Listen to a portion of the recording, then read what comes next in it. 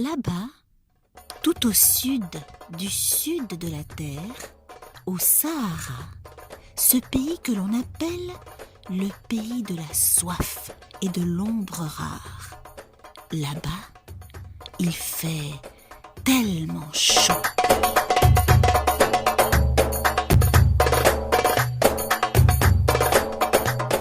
Un matin, le sultan perd son turban. Un beau turban fait de laine rare et de soie sauvage. Le turban tombe et se pose doucement sur le sable fin. Le sultan, la tête dans les nuages et les yeux dans les étoiles, ne remarque rien et continue son chemin. Le lendemain, une gazelle trottine. Elle a chaud et désespère de trouver un peu d'eau pour se désaltérer, un peu d'ombre pour se reposer. Oh, un turban! Est-ce un mirage ou un miracle? Dit-elle en secouant le sable de ses oreilles. Un turban abandonné, un beau turban qui ne peut appartenir qu'à un personnage important. La gazelle a si chaud. Sans hésiter, elle entre sous le turban.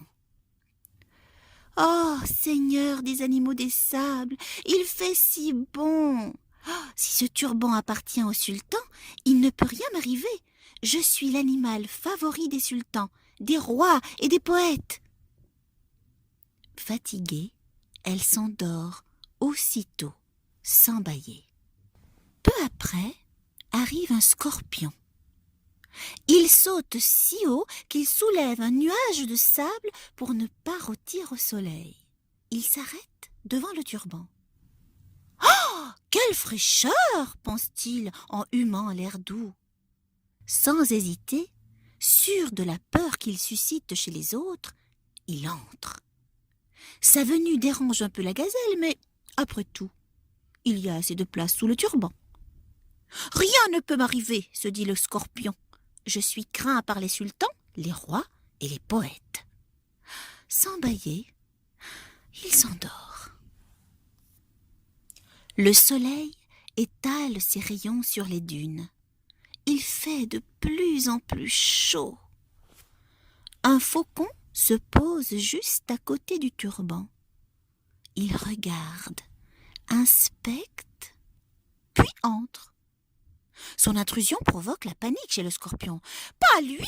crie-t-il. Car comme chacun sait, le faucon est l'ennemi juré du scorpion. « Ne crains rien, dit le faucon. J'ai si chaud que les seules forces qui me restent, je les utilise pour respirer.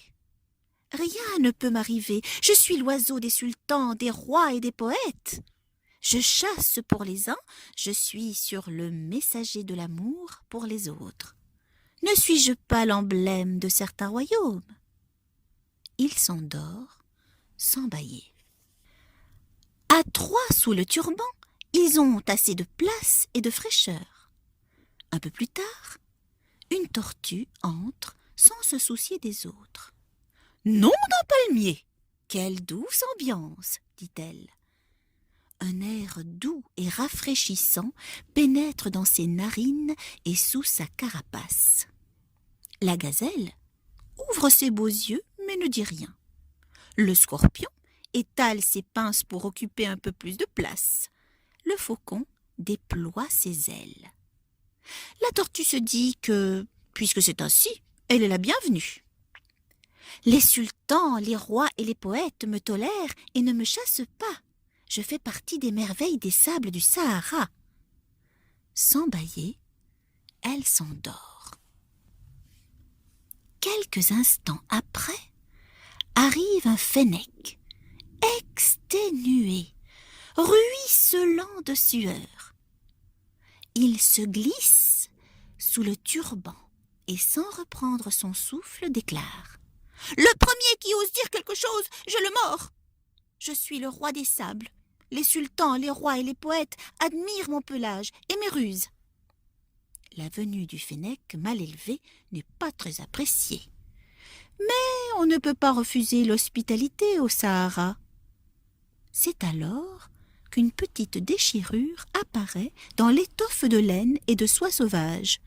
Un mince filet d'air chaud traverse l'espace frais. Soudain, le turban vacille et tangue. Un dromadaire à la bosse humide et à l'haleine forte engouffre sa tête sous le turban. « N'entre pas !» hurle le fennec. « Arrière !» crie le scorpion. « Tu prends trop de place avec ta bosse !» dit la tortue. « Reste sur le seuil, s'il te plaît !» supplie la gazelle.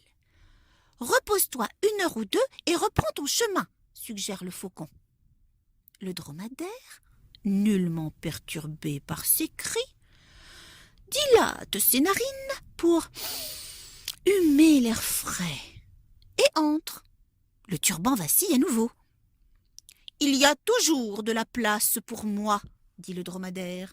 « Ne suis-je pas l'animal préféré des sultans et des rois ? C'est sur mon dos qu'ils peuvent monter sur les plus hautes dunes. »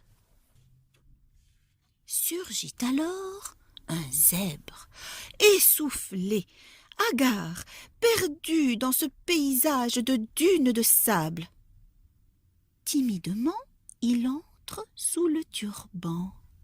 « Excusez-moi, dit-il, puis-je me reposer un peu, profiter de la fraîcheur de votre habitat ?»« Qui es-tu avec tes rayures noires et blanches ?» demande la gazelle ébahie.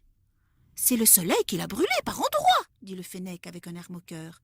« Ne t'approche pas de moi avec tes gros sabots, ajoute le scorpion. « Tu ressembles au cheval, remarque le dromadaire, d'un air hautain.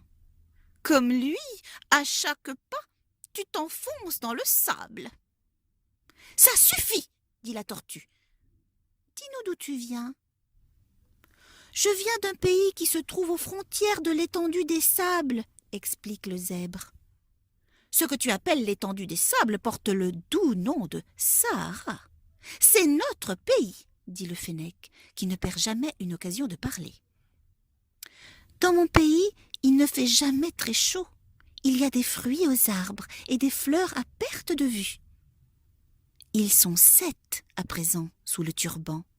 Il fait frais, même si l'air chaud s'infiltre par la petite déchirure.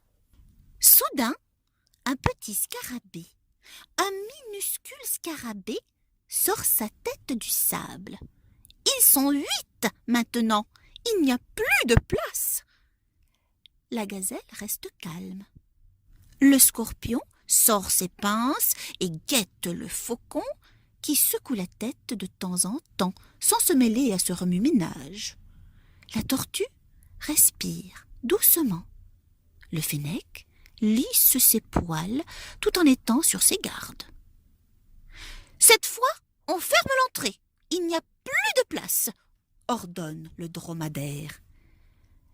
Le scarabée, le minuscule scarabée, émerveillé par le décor et la fraîcheur, chante. Ah, qu'il fait bon, bon vivre au Sahara, la la la.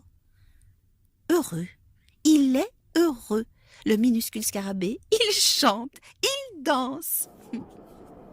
Brusquement, un vent chaud et violent s'engouffre par la déchirure et soulève le turban qui, en peu de temps, prend de la hauteur. Tel un tapis volant, il plane au-dessus des sables, des oasis, des palmiers et des dunes immenses. La gazelle, émerveillée par tant de belles choses, regarde et sourit. La tortue s'est repliée dans sa carapace. Le fennec hurle et pour la première fois ne fait plus le malin. Le faucon ne bouge pas. Le scorpion s'accroche solidement avec ses pinces. Le dromadaire réfléchit à la meilleure manière de tomber en cas de chute. Le zèbre, timide, dit à voix basse. « C'est peut-être le seul moyen pour retourner chez moi ?» Le minuscule scarabée chante à voix basse pour se donner du courage.